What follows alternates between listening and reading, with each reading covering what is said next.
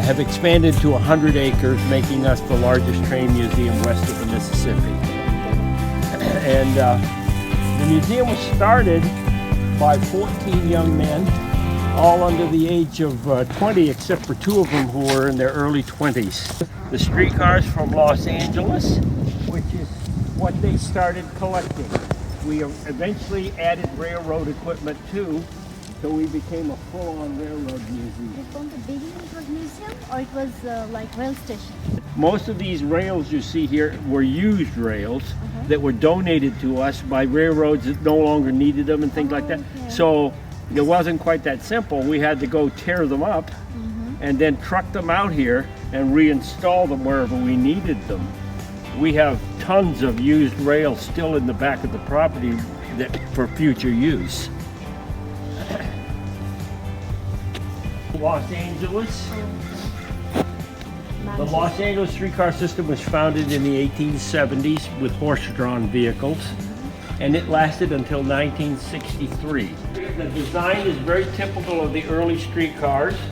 It can be operated from either end. You don't have to turn it around when you get to the end. And so a lot of people do not like to ride facing backwards. So they built in this feature called a walkover seat. So when you get to the end of the line, you change your seat. They were getting older, made the companies realize that they needed a newer design. The second version, okay. So in the early 30s, they came up with this design and started building this from 1936 till 1950. And so this is what I call the modern streetcar. You will notice how much closer to the ground it is. Easier to climb aboard.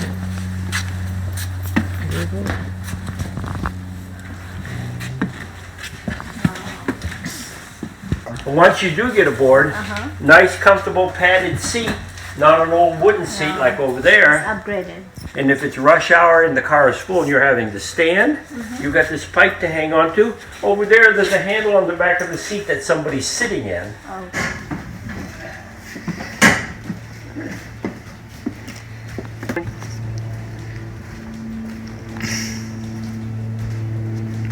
We have here a 1906.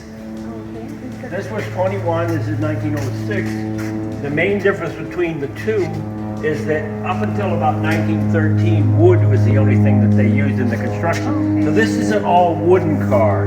Everything is wood on it, which makes it a lot harder to restore. The previous one was metal? That one's all steel. Steel. Yeah, 1921. It's a cable car. San Francisco. It runs with a cable that's buried in the ground, right?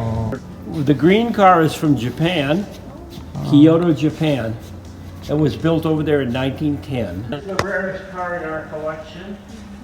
This is a street car, but it was built for a special purpose. And the purpose is it's a funeral car or a hearse. Oh, the tickets? The real tickets? Yeah, I think those are more like passes like for a whole week.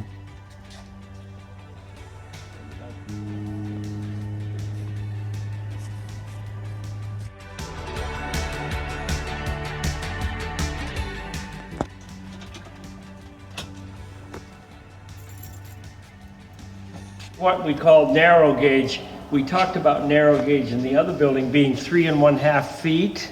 This is 3 feet. This was the most common narrow gauge. There were thousands of miles of this in America in the mid to late 1800s. But the Transcontinental Railroad that was built in the mid 1800s was built to standard gauge, the 4 feet 8 1/2 I mentioned, much wider. So by 1900, almost everything was standard gauge. All of this stuff was built in the late 1800s. This was used in Hawaii. They used it to bring sugarcane in from the fields. These little cars were built by Mr. Kimball to tow people because he used these on his property until 1990. He gave them all to our museum. This is a 1929 Ford truck they bought it and built it to look like this one. It existed in 1929.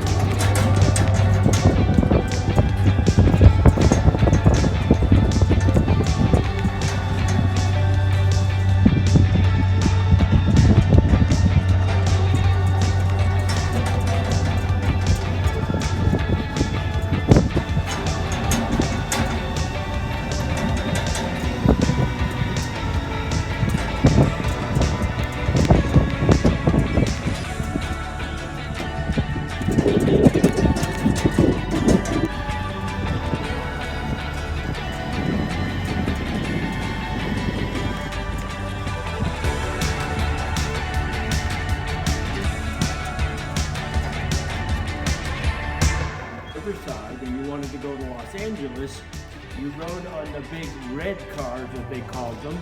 This was the Pacific Electric Company. Anyway, these are the biggest streetcars ever built in America. They carry about 80 people. This is where you pay your money, your fare. The conductor would be here to give you your ticket. Rolls down here, you don't have to turn it around. So 2 person or 1 person? Just one, well, one driver or motorman, and then a conductor to take the money and do all the other things.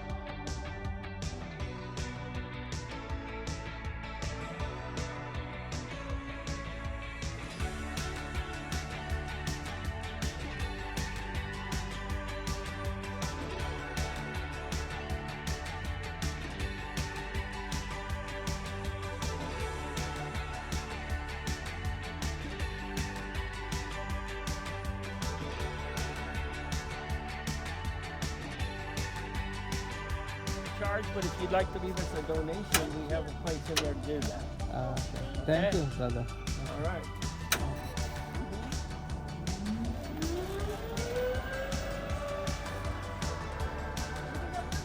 Asal.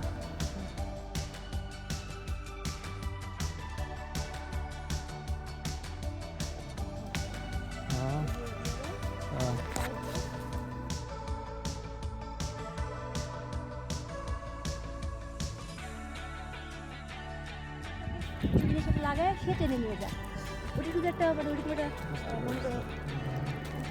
Mobile phone